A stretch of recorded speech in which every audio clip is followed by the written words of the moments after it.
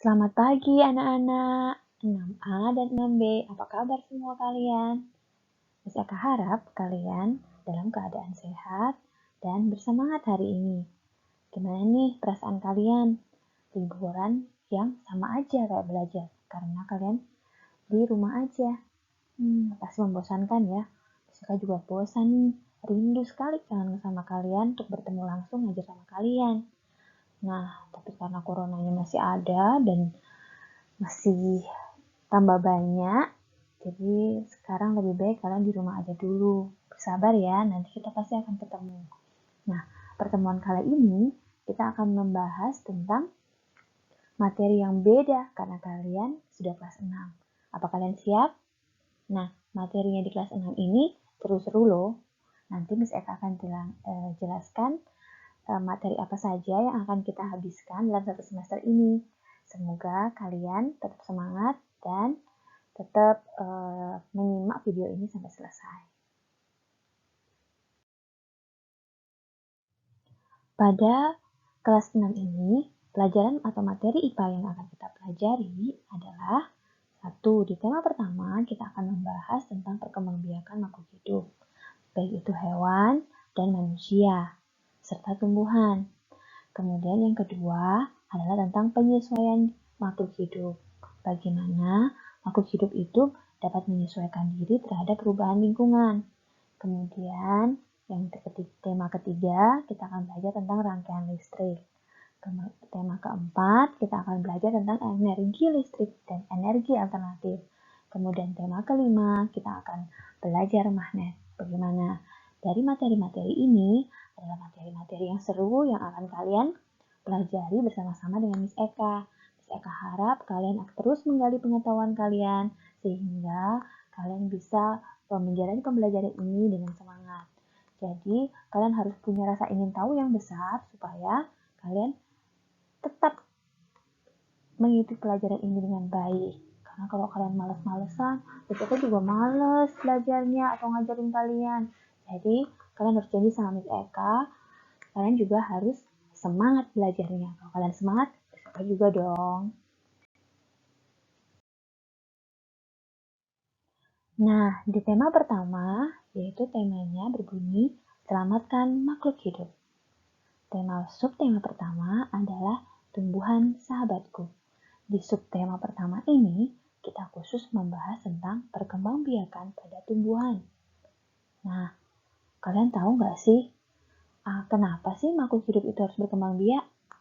Kenapa tumbuhan yang dari satu pohon jadi banyak pohon? Kenapa mereka harus banyak? Ya, ternyata tujuan makhluk hidup atau tumbuhan berkembang biak adalah untuk melestarikan jenisnya supaya dia tidak punah. Coba bayangkan kalau tumbuhan hanya tumbuh sekali dan dia tidak akan pernah ada lagi. Wah, sayang banget dong ya. Jadi tujuannya makhluk hidup berkembang biak adalah untuk melestarikan jenisnya supaya dia tidak punah. Nah, pada pembelajaran kali ini, perkembangbiakan pada tumbuhan itu ternyata dibagi menjadi dua, yaitu ada perkembangbiakan generatif dan ada perkembangbiakan vegetatif. Apa sih bedanya? Jadi, perkembangbiakan generatif adalah perkembangbiakan yang terjadi melalui peleburan sel kelamin jantan dan sel kelamin betina.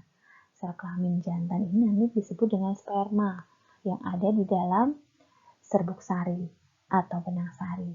Sedangkan sel kelamin betina ada di dalam putik. Oke? Sel kelamin betina ini nanti disebut dengan ovum atau sel telur. Oke? Kemudian, apa bedanya dengan perkembangbiakan vegetatif?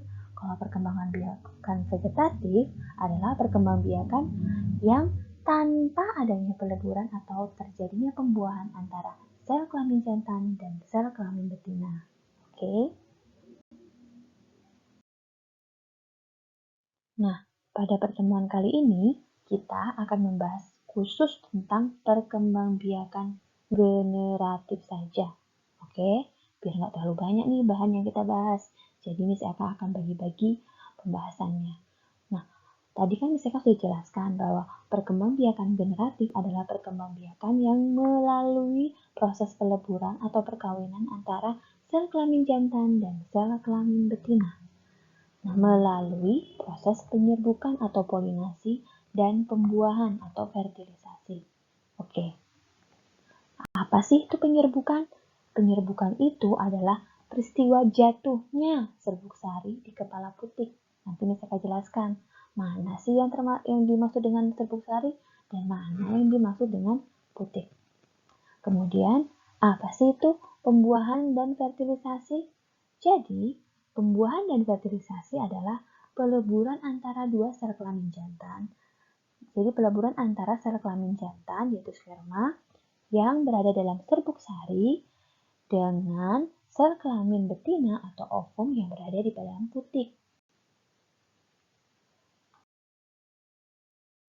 Oke, pasti kalian masih bingung nih. Kok Miss Eka ngomongnya tentang perkembangbiakan?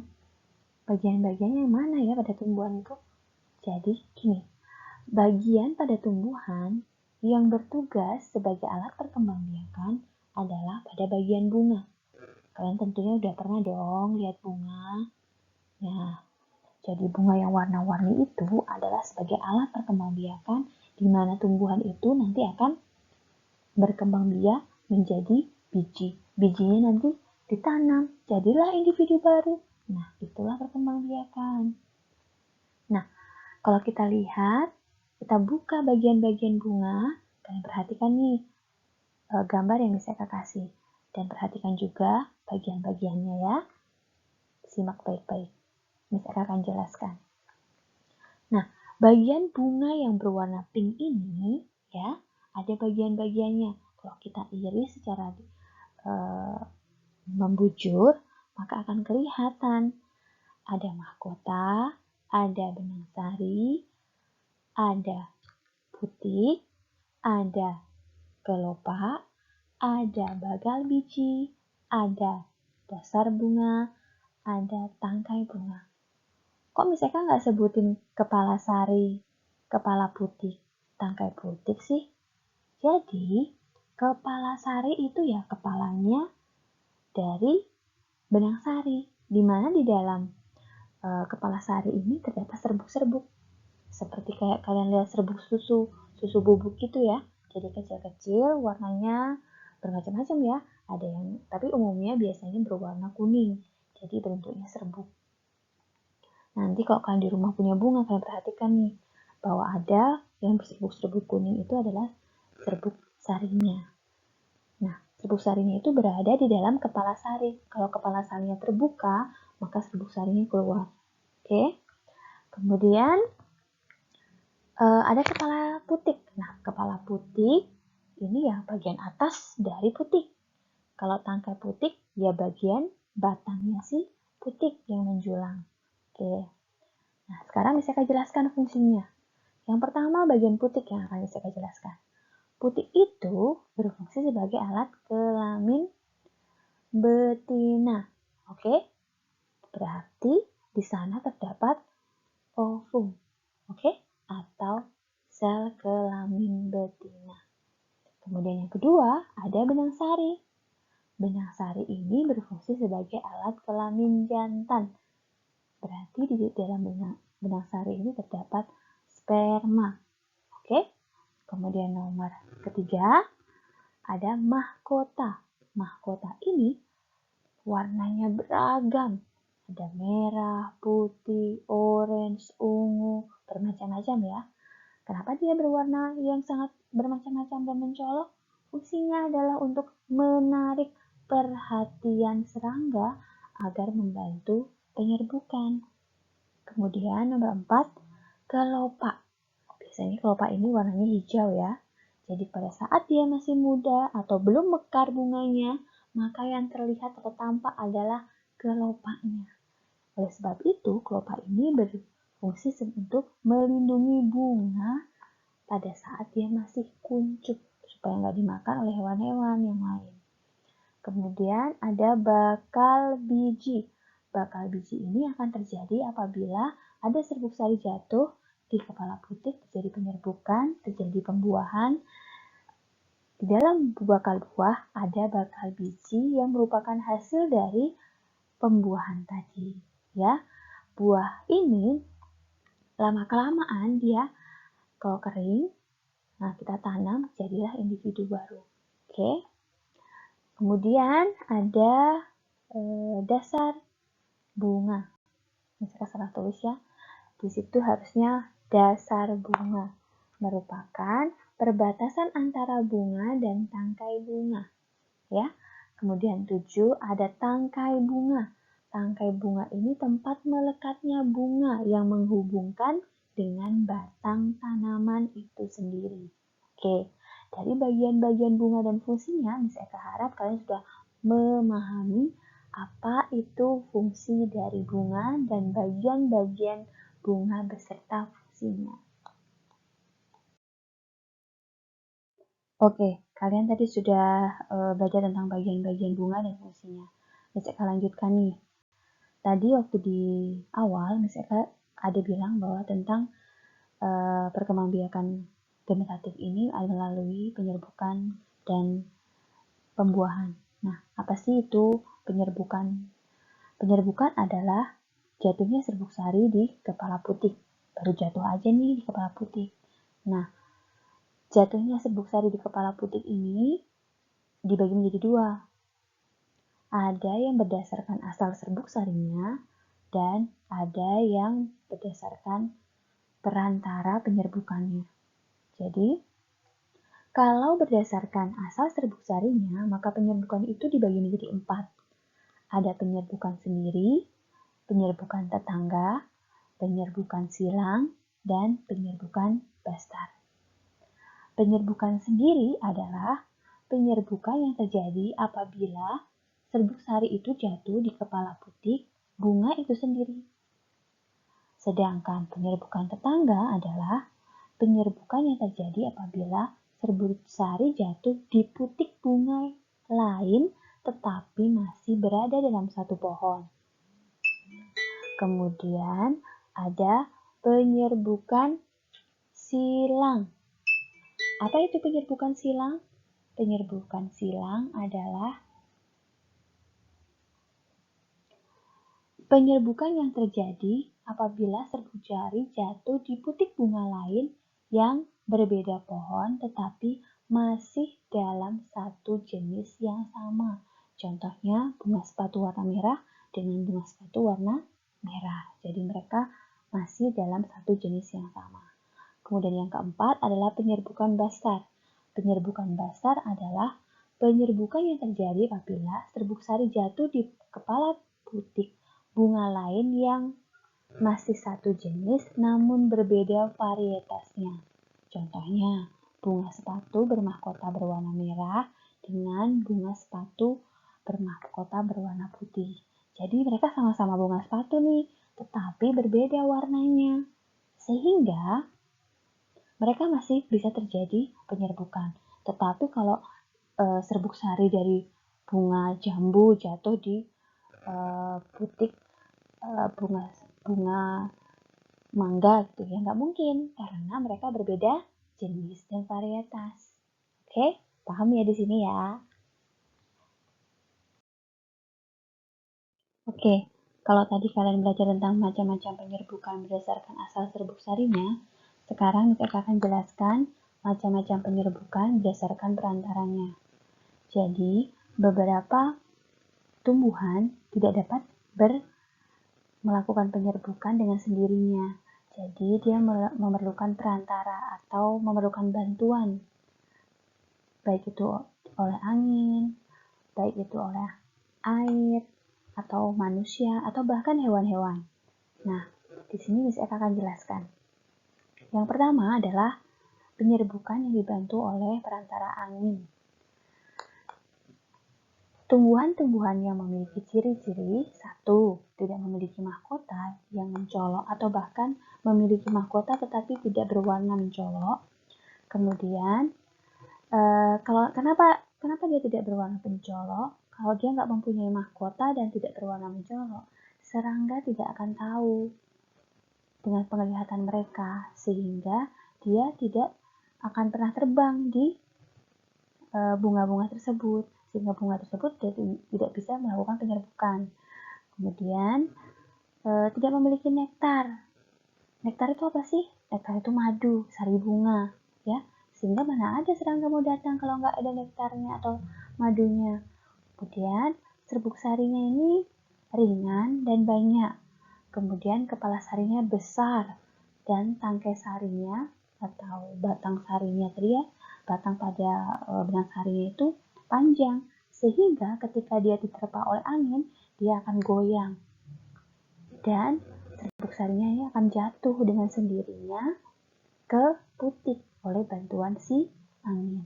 Nah, tumbuhan apa saja yang penyerbukannya dibantu oleh angin itu ada bunga kelapa. Seperti yang saya tampilkan di gambar, itu bunga kelapa. Kemudian ada bunga padi dan ada juga bunga jagung. Kemudian yang kedua, perantara air.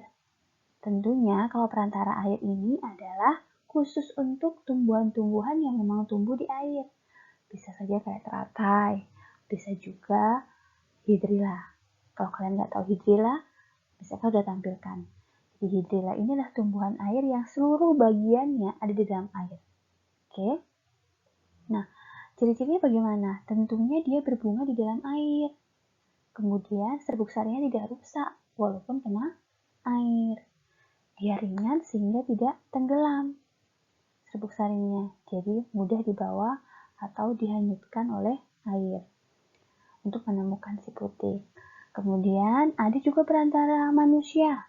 Jadi ada beberapa tumbuhan yang memiliki bunga jantan dan bunga betina. Artinya putik dan benang sarinya terpisah, tidak berada di dalam satu bunga. Kalau bunga jantan ya hanya memiliki si benang sari dan bagian-bagian yang lain, tetapi tidak ada putiknya. Kalau bunga betina, dia memiliki bagian-bagian lain dan alat kelaminnya hanya putik saja, serbuk sarinya tidak ada. Nah, untuk supaya mereka bisa bertemu, maka perlu kegiatan manusia yang sengaja memindahkan si benang sari ke putik. Ya, kalau nggak ada manusia, bisa nggak dia mau ke putik? Ya tidak. Jadi dia perlu bantuan manusia. Contohnya tumbuhan apa saja sih ini? Yaitu salak dan vanili. Yang saya akan tampilkan di gambar itu adalah gambar bunga jantan dan bunga betina pada tumbuhan salak.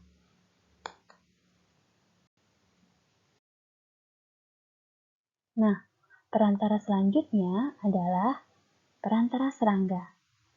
Ciri-ciri bunga yang diperantarai serangga umumnya adalah bunga-bunga yang memiliki nektar atau madu.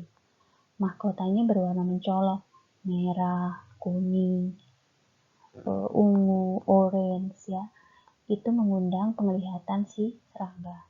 Kemudian serbuk sarinya lengket. Nah, itu disenangi sama si serangga. Sebenarnya si serangga ini dia nggak sengaja karena dia mau ngambil si madu, kemudian dia menginjak-injak kakinya itu menginjak-injak si putik sehingga karena dia lengket si serbuk sarinya tanpa sengaja dia akan menyentuhkan si serbuk sari ini di kepala putik sehingga kepala putik ini jatuh serbuk sari ini jatuh di kepala putik, terjadilah penyerbukan. Nah, biasanya serangga yang membantu penyerbukan ini adalah lebah, kupu-kupu. Kalian sudah melihat ya, seperti gambar yang saya sudah tampilkan. Kemudian perantara selanjutnya adalah perantara burung. Nah, kalian pernah lihat nggak burung yang saya tampilkan di gambar? Itu adalah burung kolibri. Burung kolibri ini dia suka makan madu, paruhnya kecil dan panjang. Nah, karena dia suka memakan madu, madu itu kan ada di bunga. Nah, tanpa sengaja paruhnya ini menyentuh si serbuk sari. Nah, serbuk sarinya ini karena dia masuk keluar si paruhnya, tak sengaja lengket di paruhnya si burung kolibri dan menyentuh ke putik sehingga terjadilah penyerbukan. Nah, ciri-ciri bunga yang dibantu oleh si kolibri ini biasanya harus memiliki serbuk sari yang ringan dan banyak, kemudian ada memiliki madu dan berbau harum supaya si kolibri ini dapat menciumnya dari jauh. Kemudian selanjutnya perantara kelelawar atau mamalia. Nah, biasanya bunga-bunga yang mekar di malam hari itu bisa dicium atau bisa dilihat oleh si kelelawar. Kenapa harus malam hari? Ya, karena kelelawar ini adalah hewan nokturnal. Apa itu hewan nokturnal? Hewan nokturnal adalah hewan yang mencari makan pada malam hari. Terus siang harinya kemana? Siang harinya ya gantian, dia tidur. Oke? Nah, karena dia mekar di malam hari atau berbuah di matahari, berbuah juga ada di malam hari, maka ketemulah si mamalia ini. Kemudian dia juga harus memiliki si mahkota yang mencolok warnanya, beraroma, sehingga mengundang penciuman si kelawar, memiliki madu atau nektar, gitu ya. Nah, itu sebagian beberapa dari perantara-perantara penyerbukan. Oke. Nah, tadi kalian sudah belajar tentang apa itu perkembangbiakan generatif, ada penyerbukan dan macam-macam penyerbukannya, bagian-bagian bunga ya. Jadi setelah terjadinya si penyerbukan tadi, kan si serbuk sari masuk tuh, ketemu si ovumnya atau sel kelamin betinanya. Dia akan melebur jadi satu, berubahlah dia menjadi buah, bakal buah. Nah, kalau terjadi buah, mahkota bunga ini akhirnya dia akan lepas. Buahnya ini lama-kelamaan akan membesar seperti buah mangga itu ya. Membesar, yang di dalamnya ada biji. Kalau kalian makan mangga, yang kalian makan kan dagingnya. Bijinya kalian tidak makan kan? Tetapi bijinya ini adalah calon individu baru yang kalau kalian tanam bisa jadi individu baru pohon mangga. Oke? Nah, dari biji inilah kita bisa menentukan bahwa tumbuhan ini berkembang biak secara generatif. Karena hanya melalui peleburanlah dapat menghasilkan buah dan biji. Kalau tidak terjadi pertemuan sel kelamin jantan dan kelamin betina yang melalui proses penyerbukan dan pembuahan, maka tidak akan ada biji. Jadi kalian tidak bisa menanam tumbuhan itu dari biji. Oke? Paham ya? Nah, tumbuhan-tumbuhan apa saja yang berkembang biak dengan secara generatif?